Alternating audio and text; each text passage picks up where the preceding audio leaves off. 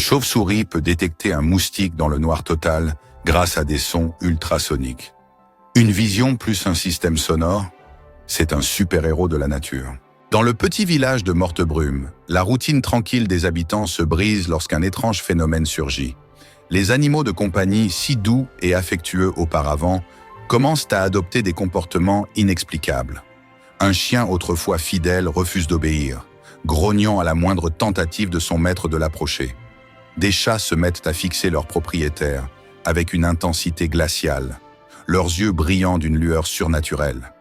Même les oiseaux cessant de chanter, volant en cercle au-dessus des maisons, comme s'ils attendaient un signal. Rapidement, des incidents inquiétants surviennent. Des meubles sont détruits pendant la nuit, des marques de griffes apparaissent sur les murs, et les villageois entendent d'étranges bruits venant des greniers et sous-sols. Une peur croissante s'installe parmi les habitants, alors qu'ils réalisent que leur fidèle compagnon semble sous l'emprise d'une force invisible. Le cœur du mystère repose sur une ancienne légende oubliée, celle d'une malédiction lancée il y a des siècles pour punir ceux qui méprisaient les animaux. C'est alors qu'un petit groupe de villageois courageux, mené par une jeune femme nommée Élise, décide d'enquêter. Ils découvrent un vieux grimoire dans la bibliothèque abandonnée du village. Le livre raconte l'histoire du Maître des Ombres, une entité maléfique capable de contrôler les bêtes à travers un artefact magique, une pierre runique cachée dans la forêt sombre, au-delà des frontières du village. Déterminés à sauver leurs compagnons et à briser la malédiction, Élise et son équipe se lancent dans une quête périlleuse. La forêt qui les attend est aussi belle qu'effrayante. Sous les arbres imposants et tordus, les ombres semblent vivantes, et chaque craquement de branches fait frissonner.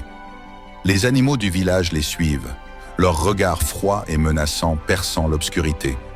À mesure qu'ils s'approchent de la clairière où repose la pierre, la tension devient insoutenable. La lueur rouge de l'artefact pulse dans la nuit, et les animaux s'agitent, prêts à attaquer pour protéger la source de leur malédiction. Le dernier affrontement est une danse entre lumière et ténèbres. Élise, armée du grimoire et d'un courage inébranlable, récite l'incantation pour détruire la pierre. La terre tremble, les animaux hurlent de douleur, alors que l'emprise maléfique se dissipe lentement. Dans un dernier cri, le Maître des Ombres disparaît dans un éclat de lumière aveuglante. Au lever du soleil, le village retrouve enfin la paix. Les animaux, redevenus affectueux et dociles, se blottissent un contre leurs propriétaires, comme pour s'excuser.